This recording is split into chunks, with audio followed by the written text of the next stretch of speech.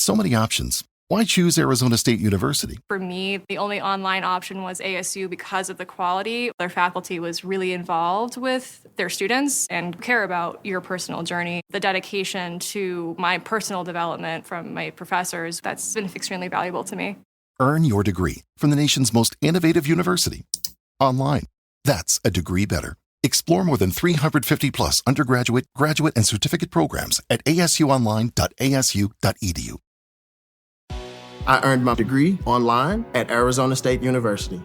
I chose to get my degree at ASU because I knew that I'd get a quality education, they were recognized for excellence, and that I would be prepared for the workforce upon graduating. To be associated with ASU, both as a student and alum, it makes me extremely proud, and having experienced the program, I know now that I'm set up for success. Learn more at asuonline.asu.edu. Welcome back, everyone. You guys sent in a ton of searches and headlines about Trump's 2025 State of the Union, so it's pretty clear you're not just curious about what he said, but what everybody else was thinking, too. Right. Which is a smart move. It's 2025, and Trump is back in office. What a time to be alive, right? It is indeed. A State of the Union is always kind of fascinating. Right? Yeah. It's a little glimpse into where we are as a country. Yeah. What are people worried about? What's on the agenda? For sure. And with Trump, it's practically guaranteed to spark some debate. Okay, so let's dive right into these search terms. Right. The sheer volume of searches for things like what time and how to watch is crazy. I know. It's like the Super Bowl of politics. You're not wrong. And that's not really surprising for a State of the Union, but Trump just seems to magnify that effect. You know, he knows how to capture the public's attention for better or for worse. Yeah. People tune in to either cheer him on or tear him apart. And speaking of tearing things apart, look at all these searches for fact-check, highlights, and transcript. It's like you wanted a play-by-play analysis before the speech was even over. That's so true, and it points to how we consume information these days, right? In a world of instant news and social media, everyone wants to be in the know immediately. But doesn't necessarily have the time to watch a whole speech. Right. Plus, there's that layer of distrust, like wanting to verify everything. Yeah, for sure. You know? Absolutely. Now, here's where it gets juicy. We've got searches for woke, meaning drill, baby, drill. Okay. And balance the federal budget. Interesting. These aren't just random searches. These sound like potential sound bites from the speech itself. You're picking up on some major clues here. Yeah. Woke, obviously, speaks to the ongoing culture wars. Yeah. Drill, baby, drill hints at energy policy. And balance the federal budget suggests those economic anxieties. It seems like Trump was hitting on some pretty familiar hot-button issues. And check this out. Searches for names. Okay. Nancy Pelosi, AOC, Hakeem Jeffries, so those are expected, but Mike Johnson, who is this guy and why were you searching for him? Ah, that's a key detail. Yeah. In this alternate 2025, Mike Johnson is the Speaker of the House. Whoa, hold on. Yep. Mike Johnson is Speaker. That completely changes the political landscape. It does. I'm suddenly way more interested in what Trump might have said with him in charge. It's definitely a significant development. Think about it. Different leadership in the House. Right. Can be different priorities, different alliances. Yeah. A whole new set of challenges for the president. Okay, so we've got anticipation, controversial topics, a thirst for instant analysis, and a new power player in the House.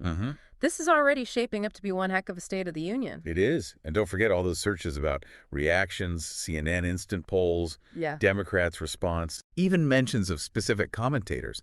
It seems like you wanted to gauge the immediate fallout from the speech as well. Right. You wanted to know how everyone was interpreting the speech, who loved it, who hated it, and what it all meant for the future. It's like you're looking for clues to decode not just the speech itself, but the entire political landscape surrounding it. Exactly.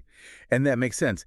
In today's world, the immediate reaction to an event can be just as important as the event itself. For sure. Pundits, polls, social media, they all shape the narrative before the dust even settles. Okay, so we've established the context, the players and the public's intense interest. Yeah. But now we need to go deeper. Okay. What were the actual issues Trump tackled in this speech? What were the key arguments and what clues do these searches give us about his strategy? Yeah. Well, let's dig into some of those specific policy areas you were curious about. Remember all those searches related to energy? Drill, baby, drill. Keystone Pipeline. Fracking. It seems like energy policy was a major focus, and you wanted to know exactly what Trump was proposing. You're right. Energy is always a hot-button issue. Always. But in 2025, what was the context? Was it about climate change, or is it more about energy independence? It seems to be a bit of both, honestly. Okay. But with a heavy emphasis on energy independence, we're seeing searches for energy independence, China energy, and even Russia oil.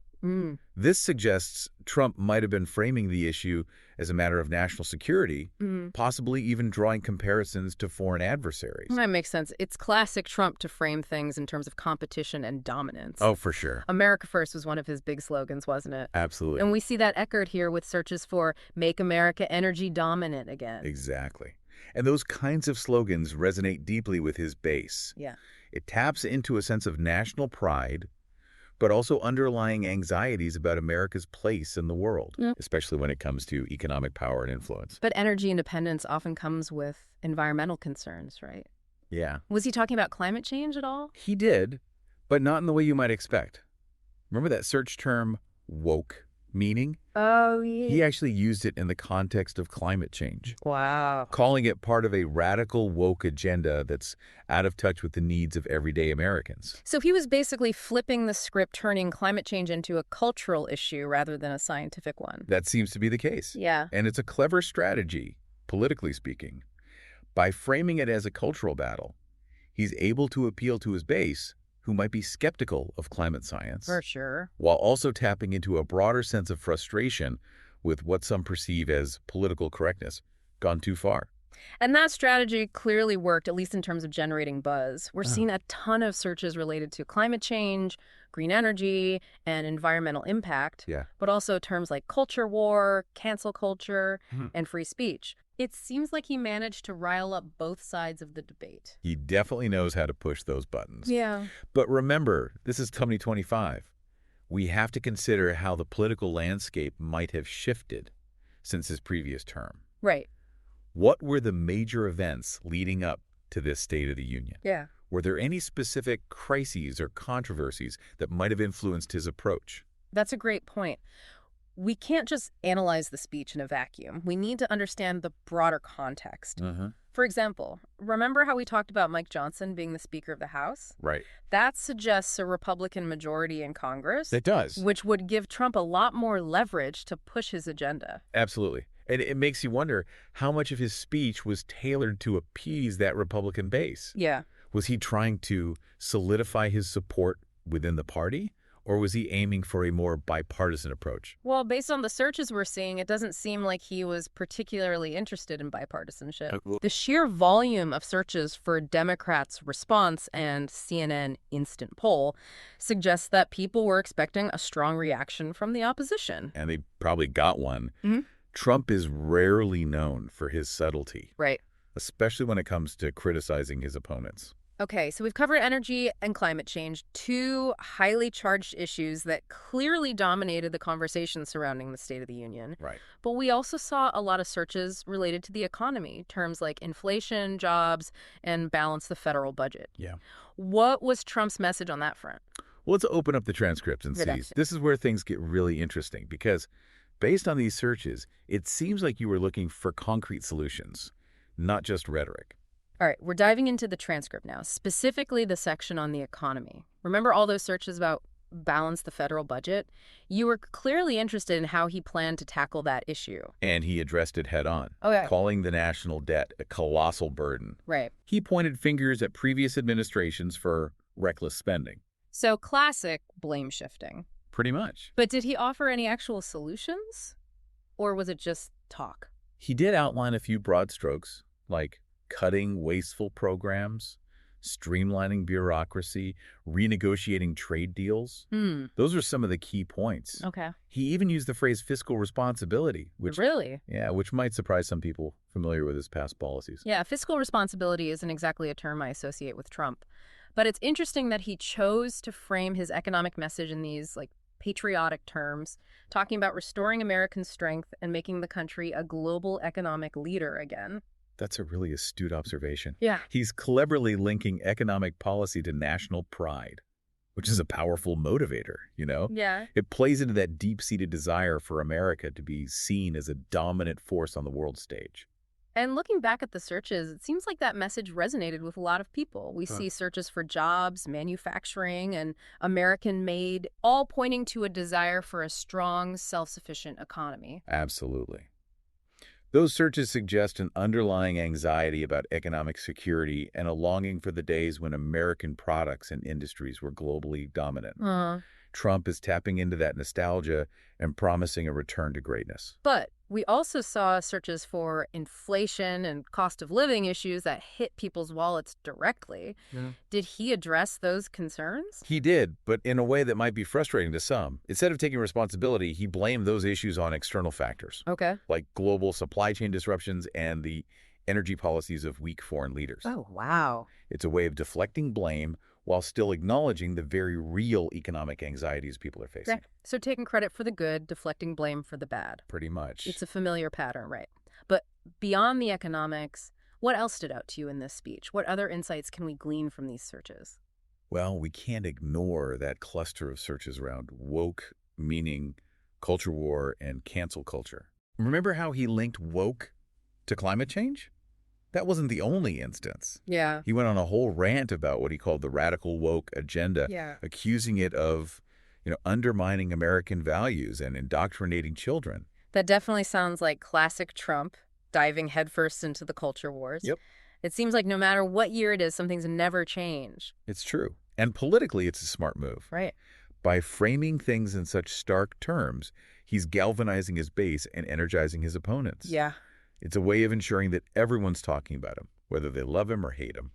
And looking at the searches, it clearly worked. Yeah. Those terms spiked right after that section of the speech, sparking a firestorm of debate online. Oh, for sure. He knows how to get people riled up, that's for sure. He's a master of triggering those emotional responses. Yeah. Both positive and negative.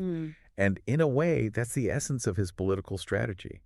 It's not about nuanced policy discussions. It's about creating a spectacle, dominating the news cycle, and keeping himself at the center of the conversation. So we've gone from basic searches about when and how to watch the speech, all the way to these deeper insights about political strategy, cultural anxieties, and economic concerns. It's amazing how much we can learn about the state of our nation just by analyzing what people were searching for. It's like we've pieced together a puzzle using these digital breadcrumbs to reveal a bigger picture, Yeah. We see the issues that are top of mind for the public, the political strategies at play, and the anxieties that are shaping the national conversation. Exactly. And the best part is, this is just the beginning. Right. We've provided the context, the analysis, and the key takeaways. Now it's up to you to dive deeper, explore the transcript, and form your own opinions. And who knows, maybe this deep dive has sparked your curiosity to explore other State of the Union addresses, to compare and contrast different presidencies, to see how the issues in the rhetoric have evolved over time. Yeah. There's a whole world of political discourse out there waiting to be explored. That's the beauty of it. We're not just giving you answers. We're giving you the tools to ask better questions, to think more critically, and to engage with the world around you in a more meaningful way. Exactly. So keep questioning, keep exploring, and keep diving deep. Until next time. Today is your lucky day. Today is the day that our $3 website works for you, paying you directly to your PayPal daily. Imagine $3 ongoing continuous payments to your PayPal account. Imagine falling asleep and waking up to $300 in your PayPal account. How would this make you feel? How could this help you? What bills could you pay? What kind of fun could you have? What does that retirement look like now? All for a one-time payment of $3. This website is DFY done for you, fully built and completely hosted, and never stops collecting payments for you. You have spent $3 on coffee on a regular, but that coffee won't help you create multiple streams of income. Click the link below.